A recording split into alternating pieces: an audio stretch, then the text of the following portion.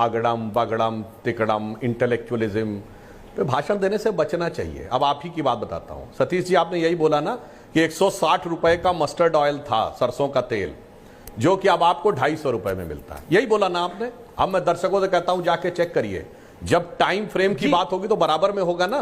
2004 में कितने का था मस्टर्ड ऑयल, पता है आपको? नहीं पता तो मैं बताता हूं, 30 रुपए का था। 30 से पहुंचा 160, कितना बढ़ा?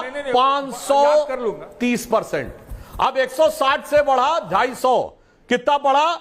60%। अब आप तय करिए कि महंगाई किसमें बढ़ी।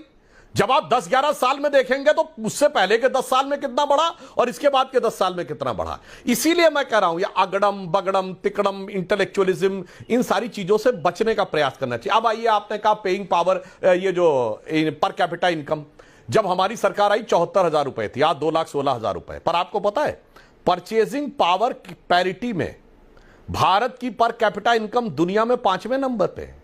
आप कहेंगे परचेजिंग पावर पैरिटी क्या होती है, वो मैं बताता हूं आपको। आप पानी की एक बोतल खरीदते हैं, 10 रुपए की मिलती है। $8 के टर्म में देखें तो वो 8 सेंट की हुई। आप अमेरिका में 8 सेंट की बोतल खरीद के दिखा दीजिए, अमेरिका में $1 की मिलती है।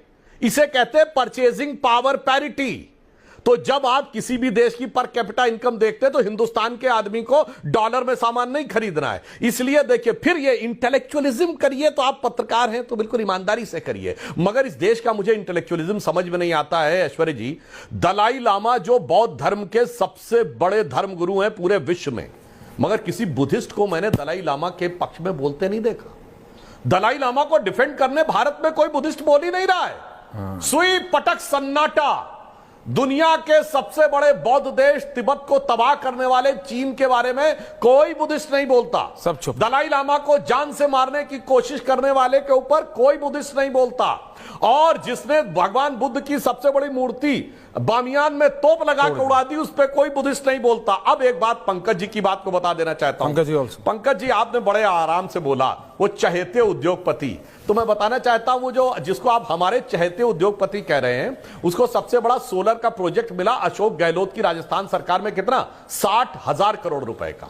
सबसे बड़ा माइंस का प्रोजेक्ट मिला भूपेश बघेल की छत्तीसगढ़ सरकार में, कितना? 14,000 करोड़ रुपए। इनके भी चाहिए। सबसे बड़ा अगर उनको पोर्ट का प्रोजेक्ट मिला तो केरल में, हमारी सरकार का नहीं। और पंकज जी, आप प्रबुद्ध हैं तो जरा अपने ज्ञान चक्षु खोल के बताइए, अमेरिका ने आरोप क्या लगाया कि उस चहेते उद्योगपति से किन सरकारों ने पैसा लेके प्रोजेक्ट दिए?